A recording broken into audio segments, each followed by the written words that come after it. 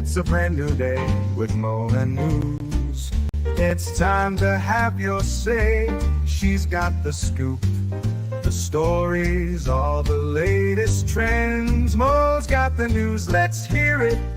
My dear friends, from politics to showbiz, no story's too small. Mo covers it all. She's got the inside call, her voice so smooth, like honey in the summer sun. With Mo on the mic, you know the news is always fun. Mornings with Mo, the best newsy news in the world. With her style so classic and her stories unfurled, from morning till night, she's got us in the know. Turn on your radio, let Mo's newsy news flow.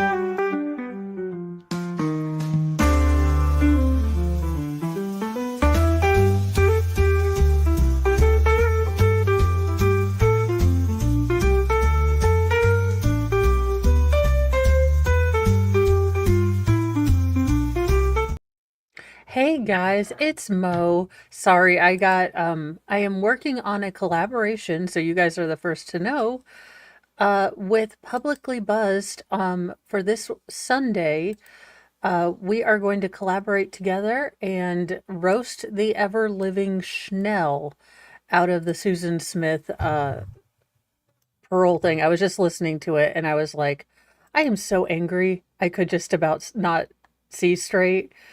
Thank you, Wolfram, for your Modly Mod duties, and welcome Tammy Bogard and Alice G, Audio Coffee. And let's see here. Colorado Mountain Girl, welcome, welcome. And everyone, it is snowing here, and even if it was a light dusting of flurries, my sons are like, do we have school? And I was like, yes, you have school. It's Yeah, it's a flurry that's not even sticking to the ground. You have school. So, we're starting with a good story because heck yes, survivors for the win. All the survivors. And it turns out that Jennifer Turpin, the oldest child of the House of Horrors Turpin siblings, is married. And it looks like she is living her best life. That's a beautiful, I never would have thought of having a black and white, wedding dress, but it's actually very pretty on her. And I love that she's just using her own personality and living her own life. So let's get into this article. The Turpin children most recently marked a new chapter for one of their siblings. Jennifer Turpin is the oldest of the 13 Turpin siblings who became widely known in 2018 after they were discovered living in horrific conditions in their Paris, California home and suffering from CA from their parents. Police were called by 17-year-old Jordan Turpin at the time after she snuck out of the home with an old cell phone and called 911 pleading for help. Authorities then called the home a house of horrors. Now, nearly 7 years later, Jennifer Turpin is married, and she shared a post on Instagram that highlighted her backyard wedding ceremony and all of its black and white details. The couple married on October 27th in Rancho Cucamonga, California, according to the Instagram post, and Jennifer Turpin displayed some of the tender moments she shared with her family, friends, and guests, and the groom, whose first name is Aaron. Jennifer Turpin can be seen wearing a white wedding dress with a black lace overlay for the ceremony, as well as a flower crown made from black and white roses. For makeup, she wore dark makeup to go with it. I feel like I'm not a fashion channel. I don't know what the hell I'm talking about. Words of support and love filled the comment sections of the post. Oh my gosh, Jennifer, I'm so happy for both of you, one user replied. I thank you so much for allowing me to watch your journey from far away. I'm so happy to see the growth and change with you and your family over the years. Many congratulations. I followed your story since day one. I'm so happy you're getting your happy ever after, someone else replied. I wonder if they got to invite all the siblings and if each see each other, one asked. In response, Jennifer Turpin confirmed that all had been in attendance. We did, I just can't post most because privacy and respect, she replied. A touching moment from a separate post lets everyone see Jennifer Turpin's walk down the aisle, which she did on her own. Yes, ma'am, you kind of raised yourself after having to get away from your weird ass parents, let's be real, and your gross parents, and I'm glad they're serving all of the prison. The same post showcased the couple's white wedding cake adorned with a black ribbon and deep red flowers and gave a glimpse of her bridesmaids, one of whom was her sister Jordan Turpin. Jennifer Turpin confirmed in the comments that she would keep her last name. Why would you keep your last name? Like, your parents are terrible, horrible people. Why would you want their legacy to carry on? That's just my opinion. She is a survivor. If this feels right to her, I'm not gonna say that. But in my outside perspective, looking in, why would you keep the name of the people who were gigantic buttholes to you?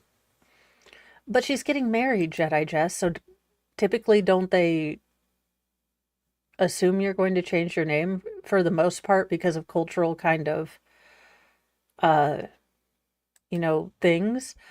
They are in prison for, I believe, the rest of their natural lives, but I will double check on that. She also confirmed on Instagram that she and her husband were off to Oahu, Hawaii for their honeymoon. Note to people that want to leave the US and flee to Hawaii. Great job. Continue going to Hawaii. You're right. Hawaii is, in fact, an entirely different country. Have fun with that. So it looks like she is living her best life, and I'm so glad that she found someone. I know that there is probably so many trauma triggers and, things like that really you wouldn't expect to have this sort of background that she could get, you know, on with her life. But I am so glad to see them thriving. I'm glad that she respects her siblings' privacy. And even though they were there, she checked with them as to using their images. I think, if you've been in a situation where your autonomy, your independence, your privacy, and everything was kind of taken away from you, I think it's really great that she's respecting those boundaries with her siblings, because when that is messed with so profoundly, you really understand kind of the importance of asking, hey, would you like me to post this? Would you not like me to post this? Things like that. So lovely for her. I hope that this is a beautiful marriage, and I hope she's having fun in Oahu now. Well, Alec Baldwin not only didn't press the trigger, but he didn't zip up his pants either. Which, I mean, what are you going to do? Pants. Why would you zip them? And that's all I'm going to show of that clip because I don't want to get copyrighted. SNL senior moment, Alec Baldwin forgot to zip his pants during the goodbyes. Well, that's how he's going to get kid number 8. Is he on 8 or 9? Between Alec Baldwin and Elon Musk and Nick Carter, Nick Cannon, I can't remember how many kids people have. Alec Baldwin was seen with his fly down during the SNL goodbyes. Let's see if yep, there we go. He didn't pull the trigger and he didn't zip his pants. The 66-year-old Rust star, wow, you couldn't have gone with any other movie that he's done. Alrighty, experienced a wardrobe mishap during the traditional bow alongside host Charlie XCX. When I don't know any of these new entertainers, I'm so proud of myself. As Baldwin applauded and waved to the audience, he appeared to be fully unaware that his fly was open. Like barn door wide open, the horses are all getting out. A detail that a sharp-eyed fan and, many others quickly noticed. Social media buzzed with reactions, with many poking fun at the, incident. One user joked, hey, Alec Baldwin, learn to zip your pants. Another added, Alec Baldwin's fly being opened during the send-off was the funniest part of SNL tonight. One comment took a more critical tone, saying Alec Baldwin standing on stage at the end of Saturday Night Live with his fly down. Anyone else catch that he looked completely disheveled? Those charges must have taken a toll on the old man. I mean, a different viewer wrote, Alec Baldwin just showed up for the outro for SNL, clearly effed up and had his fly down, and he didn't do anything through this entire show, laughing my butt off. So there you go. Alec Baldwin is continuing his tour of infamy and or just being an ass, which I think just is his natural, like, basal state. Like, some people are just generally calm, cool, and collected. He just starts out at a-hole and it kind of goes up or degrades from there. Well, a CBP employee who plotted the quote unquote heinous unaliving of his wife with his gravedigger half brother, Chad Daybell, is sentenced to 40 years in federal prison. Ooh, that's going to be ugly for you, sir. Eddie Reyes, a California man who used to work for U.S. Customs and Border Protection, who pled guilty to orchestrating the grisly kidnapping and unaliving of his wife, has been sentenced to 40 years in federal prison. U.S. District Judge Josephine L. Staton described the crime, which occurred in 2016, as both heinous and a product of pure evil, according to a press release from the U.S. Department of Justice. Reyes admitted to a plot to kidnap and unalive his wife, Claudia Sanchez Reyes, who is also the mother of their son. The couple came to the United States from El Salvador in 2014, and their relationship was marred by several allegations of DV. By 2016, Reyes suspected his wife of having an affair with another man, which prompted him to start plotting to unalive her. Or a divorce. But okay. I mean, you have two D words, death and divorce, and you just got confused and death has less letters. Like, explain this to me. He recruited his half-brother, identified in court documents as P.O., a one-time gang member and gravedigger in El Salvador, to carry out the unaliving, but Reyes was the one who lured his wife into the fatal trap. According to the release, Reyes told Sanchez Reyes on May 6, 2016, that he wanted to take her out for dinner. He picked her up in an SUV he had rented for the occasion, telling her falsely that it was a gift for her. But the couple never went to dinner. Instead, Reyes drove them to his mother's house, where P.O. was waiting to be picked up in the garage. Once the garage door was closed, P.O. dropped into the SUV's cargo area, assaulted the woman, and then strangled her with a seatbelt. From that point, Reyes and P.O. used her phone to send texts on her behalf, to call out from work, fire her divorce lawyer, and lie to her mother about finding a new boyfriend and leaving Reyes with her son. Reyes did not report his wife missing for weeks, waiting until 4 days after he attempted to get rid of the evidence from the SUV at the Los Angeles International Airport on May 10, 2016. According to the release, Reyes, quote, refused to answer questions despite having filed a report until several days later at his lawyer's office. A criminal complaint against Reyes was filed in April 2021 when he was arrested on the suspicion of kidnapping Sanchez Reyes.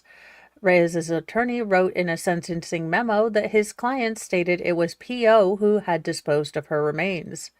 P.O. is now deceased, and Sanchez Reyes' body has never been found.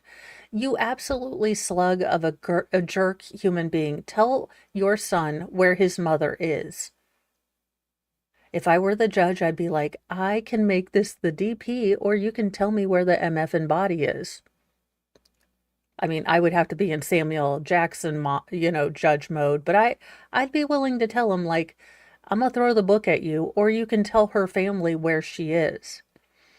As part of the plea deal, the government's recommendation of a 30-year sentence was Reyes's cooperation in locating his wife's body.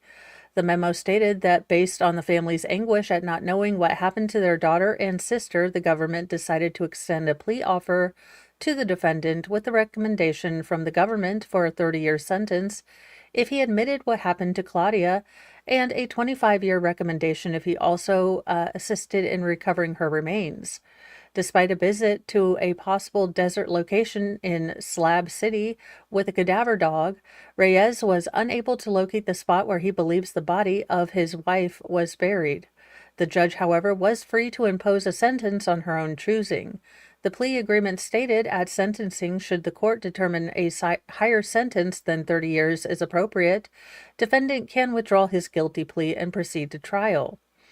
U.S. Attorney Martin Estrada said the defendant carried out a despicable, cold-blooded unaliving of his own wife, now appropriately faces the consequences.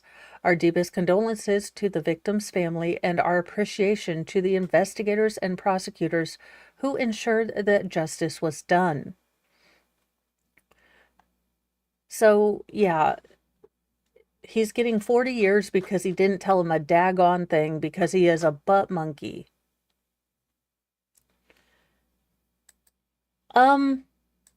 This would be something out of my nightmares. Guys, you know I am afraid of mice, which, a single mouse in a like habitat is cute. They are cute animals but free roaming mice, that's no go. A New Hampshire shelter faces enormous problem after a man surrenders nearly 1,000 rodents. What the hell are you doing with 1,000 mice in your house? A group of mice is called a nest, but what do you call 1,000 of them in an animal shelter?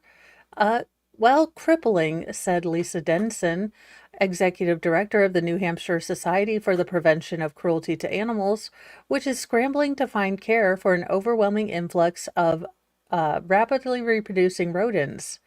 It all started Monday when a man arrived saying he wanted to give up 150 mice, but he clarified that he had 150 containers of mice, not individual critters. He had 73 mice with him that day. By Friday morning, about 450 had been transferred to the shelter. Another 500 or so were on the way. All the nopes. Lined up nose to tail, they'd span more than a football field. That's enough to give one mouse to every member of the U.S. Congress and 424-member New Hampshire legislature combined. Oh my God, could you imagine sending mice to your local Senate? I mean, I'm not saying you should, nor would I ever recommend, but could you imagine sending every person in Congress a live mouse? Just for reasons. Even in the short time we've had them, I'm sorry. And the total is growing thanks to some basic biology. Female mice are sexually mature at roughly 6 weeks old. Gestation only lasts about 20 days, and they can mate again 24 hours later. Even in the short time we've had them, many of these mice have given birth, and it's an exponential problem that keeps growing. Well, I mean, neat scholar. I'm willing to take that on board as part of our two-prong, clear the swamp kind of thing.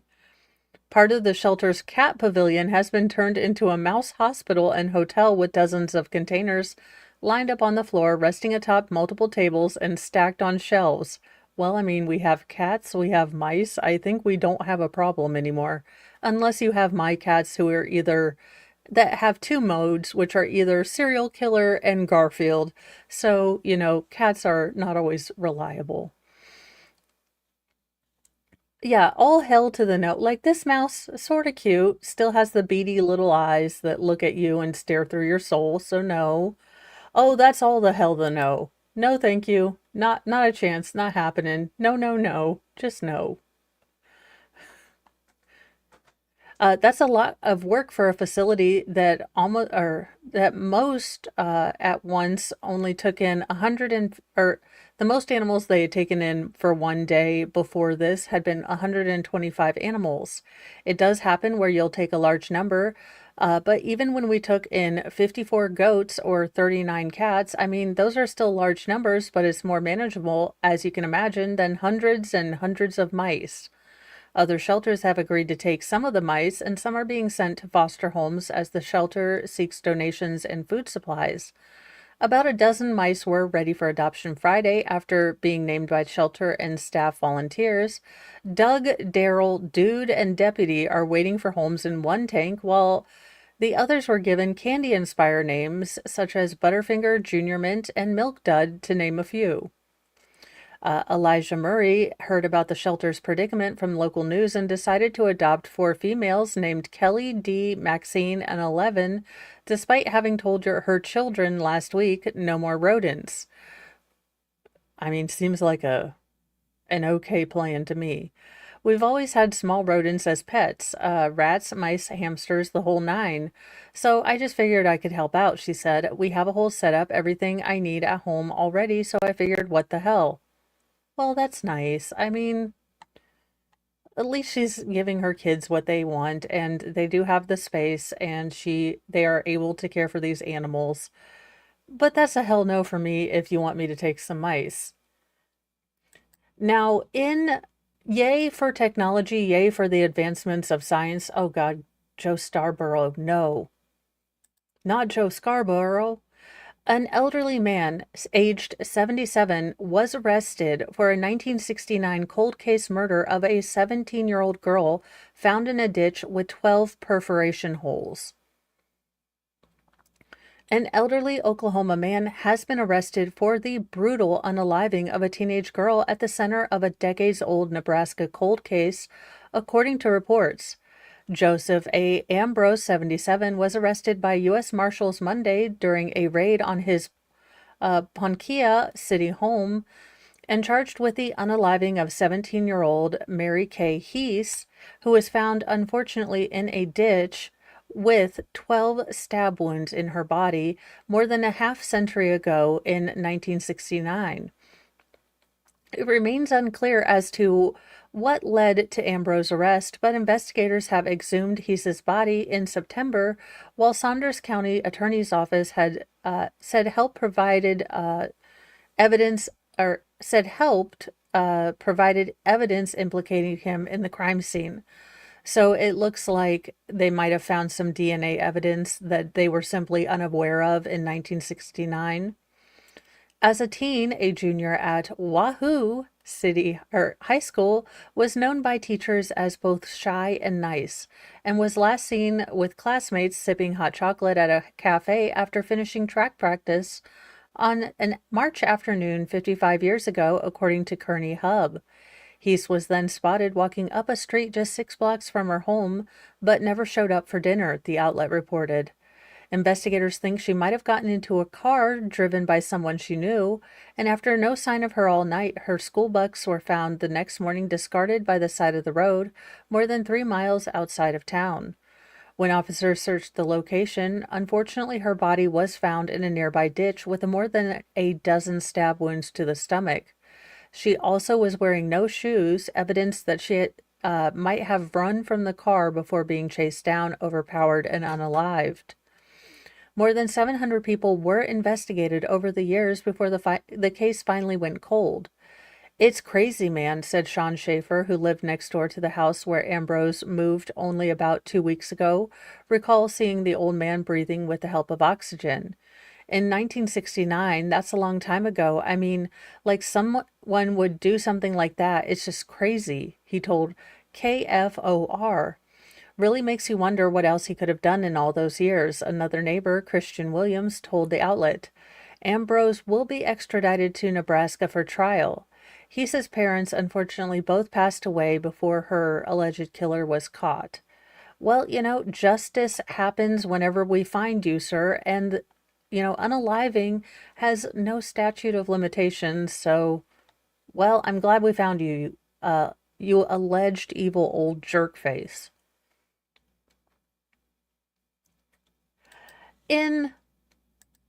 I still can't believe Uncle Joey was the man that Alanis Morissette wrote You Ought to Know About. It looks like he he is experiencing cancer, and John Stamos decided to put on a bald cap because we are not defolliculing John Stamos. That man has an excellent head of hair. John Stamos wears a bald cap in solidarity after bro Dave Coulier's cancer diagnosis. Gonna get through this. Well, I mean, Dave Coulier, you're already famous for, again, being the guy, which creeps me out. Uncle Joey is most likely and allegedly the guy that Alanis Morissette wrote You Ought to Know About. Ugh. He's not my cup of tea. I'm more of a Stamos gal if I'm going to have to pick amongst the uncles of Full House. John Stamos is showing his support for Dave Coulier amid his cancer diagnosis. In new photos shared to Instagram on Monday, November 18th, the Full House co-stars posted a joint carousel with a special message. Nothing like throwing on a bald cap and flexing some Photoshop skills to show some love and solidarity with my bro, Dave Coulier. Stamos 61 began as the caption to the 3-photo roundup. You're handling this with so much strength and positivity. It's inspiring. I know you're going to get through this, and I'm proud to stand with you every step of the way, Stamos continued, noting that Collier's wife, Melissa, is the most wonderfulest. The first image showed the former co-stars and longtime friends posing, Collier 50 or 65 with his head shaved, and Stamos wearing a bald cap in solidarity. For the second swipe, Stamos laughed with Collier while helping him to shave his head, and the final photo shows Stamos and Melissa both kissing Collier's bald head, which I guess they didn't put in the little doodad, because why would you put all the photos in? Let's see here. Coulier revealed his stage 3 non-Hodgkin's lymphoma diagnosis exclusively to People magazine on November 13th. You're welcome for your plug, People. He learned of his cancer after an upper respiratory infection in October resulted in his lymph nodes quickly swelling, with one area growing to be the size of a golf ball. The growth led Collier to undergo a PET and CT scans and a biopsy at the suggestion of his doctors. 3 days later, my doctors called me back and said, "We wish we had better news for you, but you have non-Hodgkin's lymphoma and is called B-cell and is very aggressive." I went from I got a little bit of a head cold to I have cancer, and it was pretty overwhelming, Collier told the interviewer. This has been a really fast roller coaster ride of a journey. After receiving news, he shared the information with his Full House family, including Stamos, Candace Cameron Burr, Andrea Berber, Jodie Sweetin, Lori Lawton, Scott Wigner, and series creator Jeff Franklin. I didn't want them to hear it from someone else, so I sent a text message out, the actor said, noting that the response from everyone was immediate. It was just this outpouring of, "I'll be there, you just name the time, I know you're in great hands with Mel, but what can we do?" It's really overwhelming, the love we have for each other, and we've been there for so many years for each other. It's pretty remarkable. Hours after Dave's interview with People, Stamos posted a message to social media promising his friend he would be by your side through all of it. Well, that's sweet. I mean, who didn't grow up with Full House in their house and kind of wishing that, they had a bunch of crazy, zany uncles in their house? And Amy's Positive Pathways, I am so glad that she beat it. And, he is probably in the hands of really capable doctors, so I hope that he is getting the best treatment he can. But he also has a place where he doesn't have to be so brave. Because, it's easy to wear a brave face when you're going through something like this. I can only imagine, having a place where you can break down and not be so brave is really important, I would think, too. Well, Danny Masterson and his lawyers continue to be creeps. That's all. No, I'm just kidding. Danny Masterson's lawyers make, quote, unwanted contact, unquote, at jurors' homes and workplaces.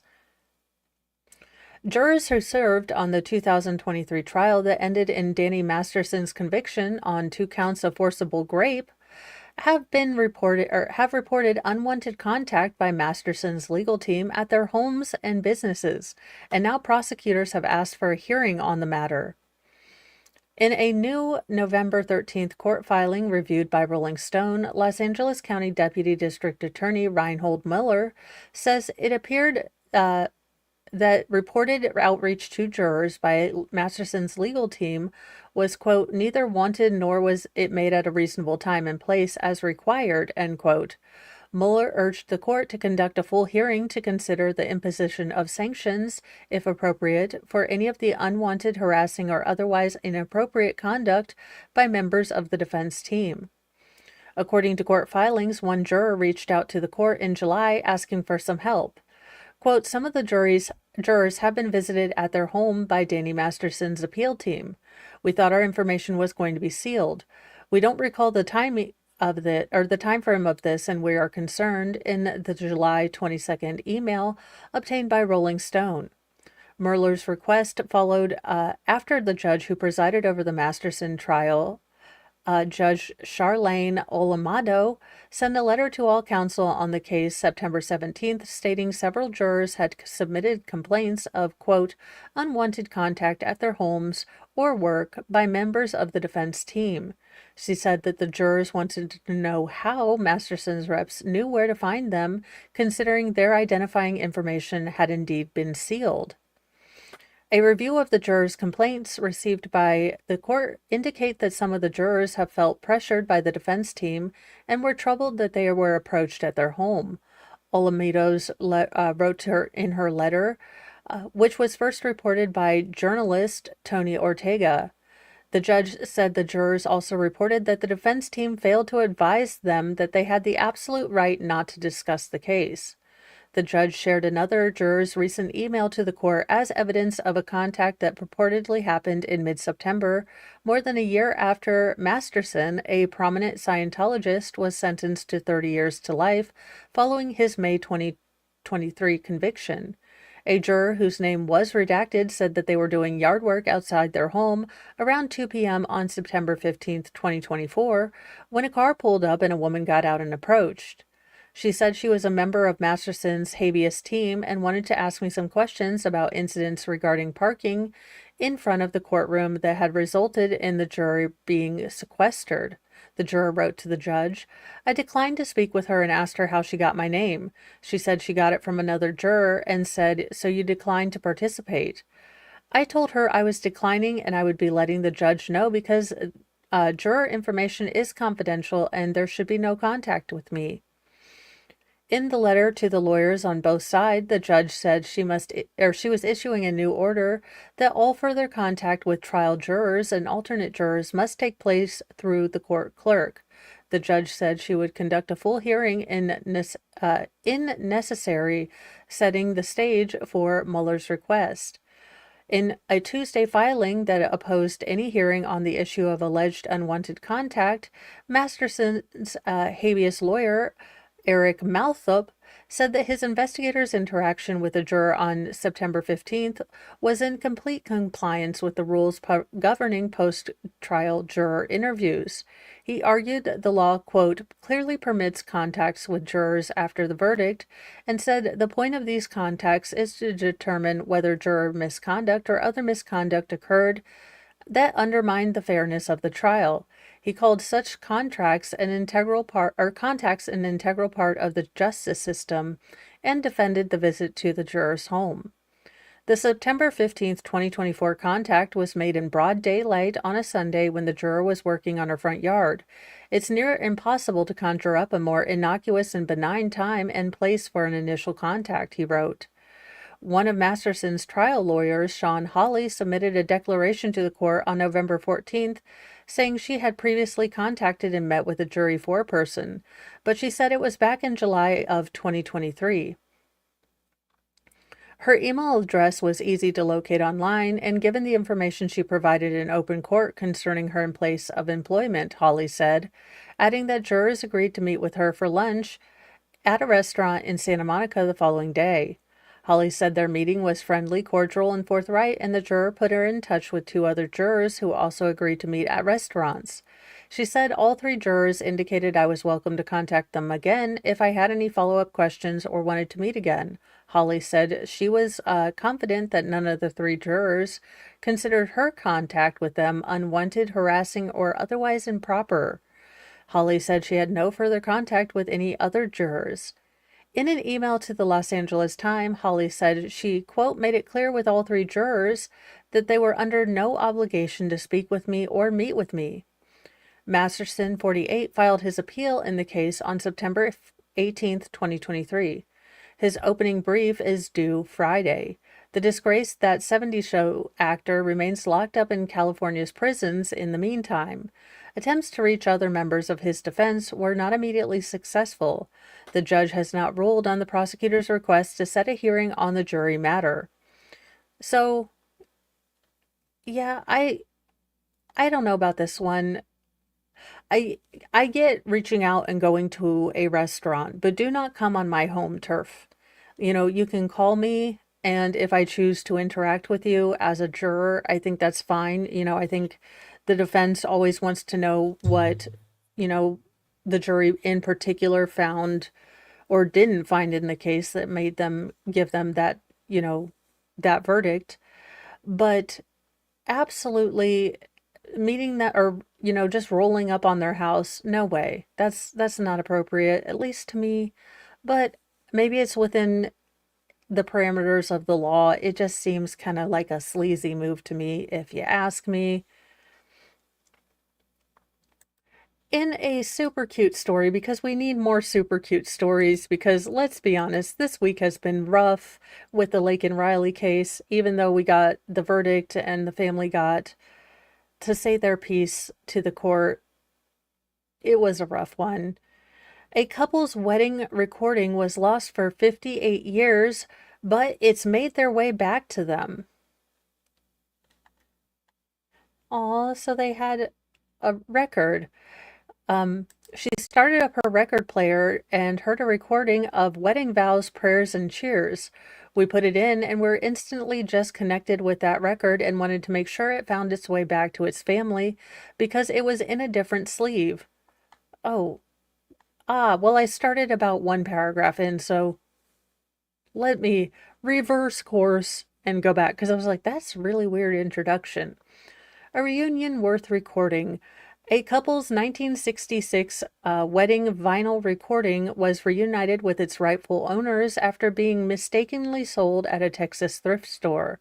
Katie Ornelas bought a record from a thrift store in Austin, and she was surprised when she opened the Modern Jazz Quartet at the Music Inn slip to find Phil and Donna's wedding. She started up a record and heard a recording of wedding vows, prayers, and cheers. We put it on and we were instantly just connected with that recording and wanted to make sure it found its way back to its family because it was in a different sleeve. Ornelas told a local news channel, KXAN TV. So we anticipated it was probably missing its owners. Determined to reunite the family, she shared her story on social media, hoping to track down the owners. Her efforts paid off when the story was spotted online by the daughter of Phil and Donna Schmidt. Donna explained that the couple married in 1966 in Los Altos Hills, California, before moving to Austin. There, Donna's husband, Phil, taught at the University of Texas for over 40 years. When they relocated to Denver in 2024,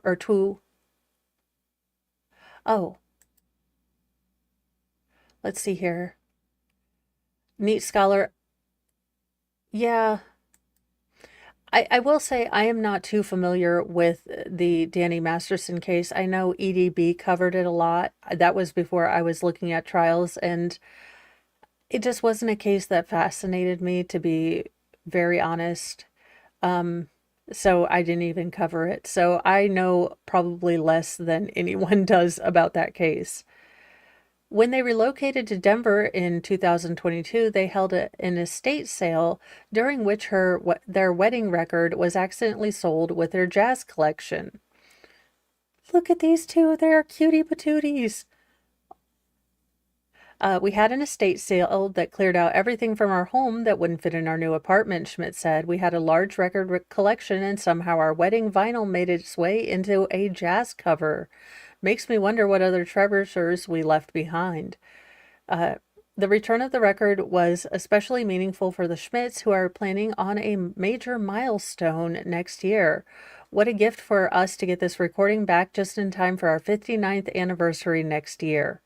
Aw, they're such cutie patooties. Well, Georgia is going to ring in the new year by blowing something up, and I'm kind of okay with it. A Georgia city will blow up an old hotel to greet 2025. I mean, Who doesn't want to just, use, fund demolition? One Georgia city will welcome 2025 with a larger than average bang. The Macon-Bibb County Commission on Tuesday approved a plan to implode a vacant 16-story hotel at midnight on New Year's Eve. Macon-Bibb County spent 4.5 million last year to buy the hotel in a federal bankruptcy proceeding. The city council agreed on Tuesday to hire a demolition firm to blow up the building at a cost of 2.6 million. I need to get into demolition. I mean, I'm sure I can figure out where to explodorate things. We acquired this property to blow it up, Macon Mayor Lester Miller told WMAZ-TV.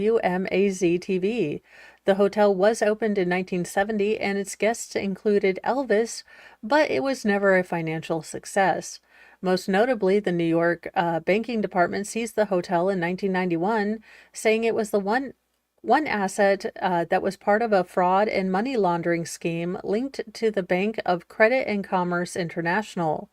The bank was accused of helping Saddam Hussein hide Iraqi oil profits and backing Oliver North's arms deal with Iran. Last operating as a Ramada Plaza, the hotel on the northern edge of downtown Macon, a block from the Ocmulgee River, possibly that's what it's named, has stood vacant since it closed in 2017. The building was designed by noted architect Morris Lapidus, famous for Miami Beach hotels, including the Fontainebleau, but Miller said it wasn't structurally sound and can't be renovated. We're going to spend a little money to tear this thing down, Miller said, but what you'll see that's replacing it will be 100 times of what it's doing right now. The mayor said the city hasn't decided how the land will be used, but that site could contribute to the larger redevelopment of Macon's riverfront. But first, the contractor and the city have to manage the demolition.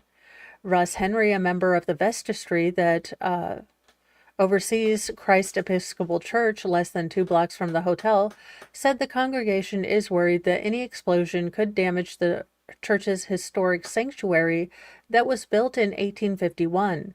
Henry said the church doesn't oppose the demolition plan, but asked local government to move cautiously, noting the church has had historic stained glass windows and is celebrating its 200th anniversary next year.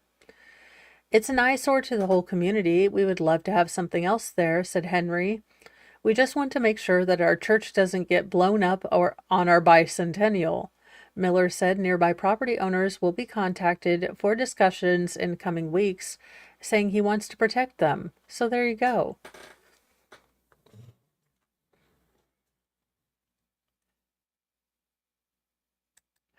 Well, this is my kind of accident. I mean, I'm not saying that, it's good that the truck turned over, but millions of cans of White Claw?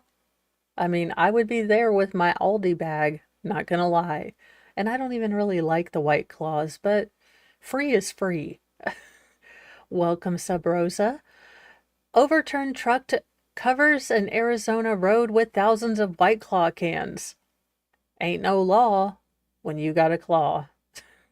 An overturned truck on an Arizona highway committed a massive party foul when it overturned and spilled thousands of White Claw cans onto the road. White Claws are vodka and seltzer water, so they're an adult beverage.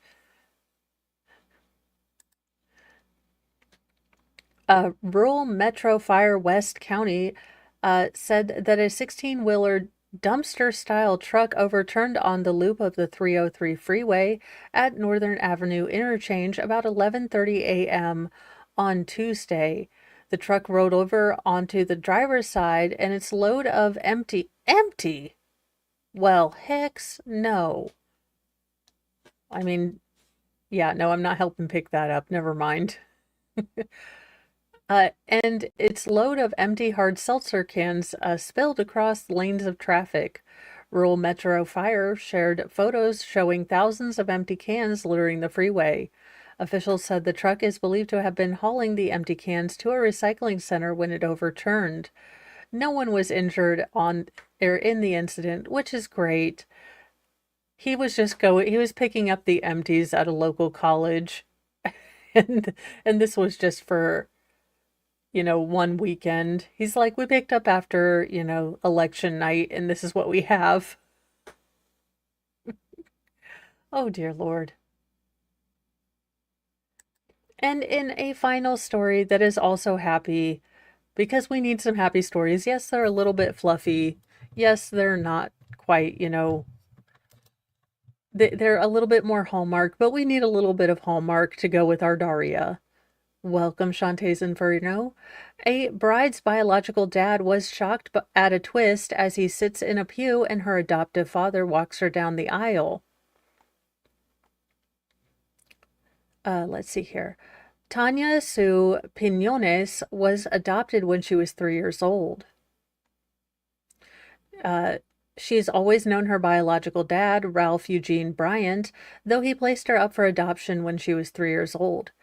Pinones and Bryant, now 63, have developed a close relationship in recent years.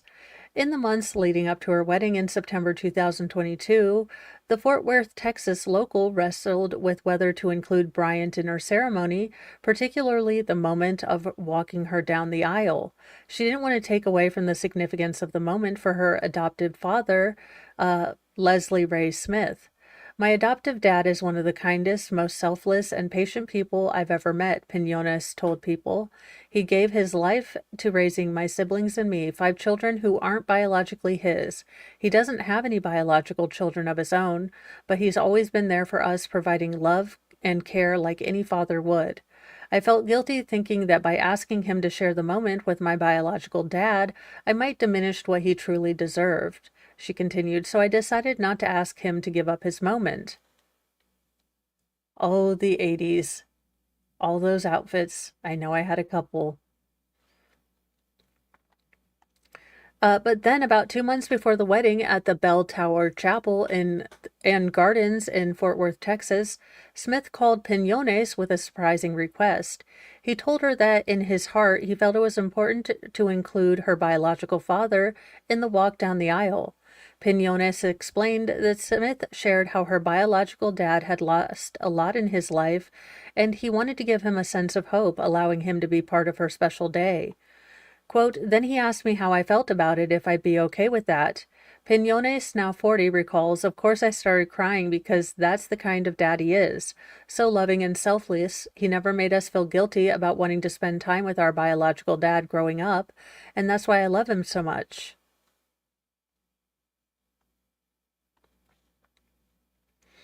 With the burden of the decision lifted, Pinones came up with the idea to surprise her biological dad. She knew he would never expect to walk her down the aisle. They'd never discussed it, and she could tell it wasn't something he'd envisioned for himself. Over the years, her biological dad had always spoken highly of Smith, saying, quote, I couldn't have asked for a better man to raise my kids, Pinones shares.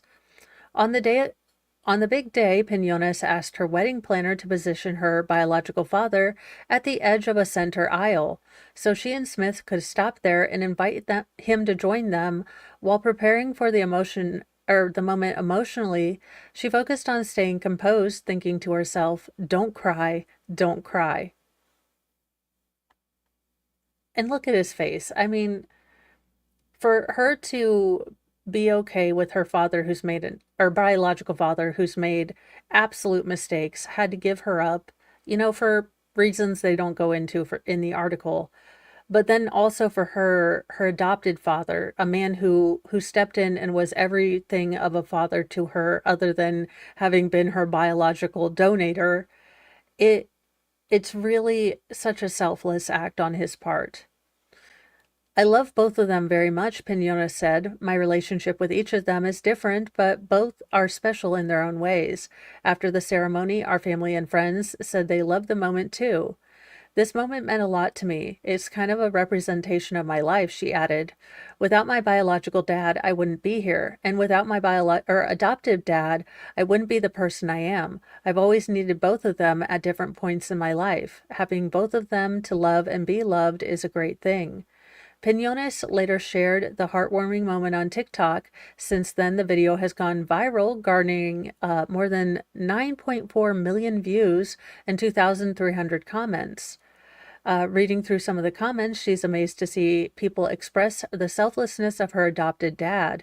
However, some of the comments were negative, showing people's willingness to make assumptions about things they know nothing about. My biological father knew that at the time in his life, he wasn't in a position to give my brother, sister, and myself a good life. So he made the decision he had to make. My adoptive dad took us in and gave us 100% being our dad. They're both honored and respected each other's positions in our lives, allowing us to both love them freely. This is love, she added. I hope that whether it's biological, adoptive, or step parents, people will understand the power of loving selflessly. I love to share different parts of my life, Pinones continued. I enjoy making people laugh and smile, but I also want to shine a light on those who do something worth mentioning. There's so much negativity in the world, it's nice to throw a little love and fun into the mix and give people something to smile about. So, there you go. And this touches on something that Baker said yesterday, and it's always good to keep in mind.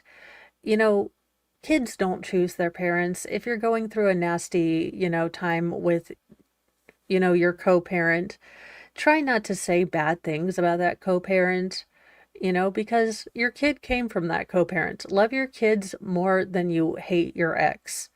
I have not always been the greatest at this, but I have seen the real damage that came from it, and thankfully I only had a mild case of cranial rectitis, so it was easy to pull my head out of my own behind for that one. Now, today we are going to get started on just a crazy bunch of documents. Jedi Jess has skimmed through them and said, bring your popcorn, bring your snark, because this might be the dumbest family of criminals ever seen.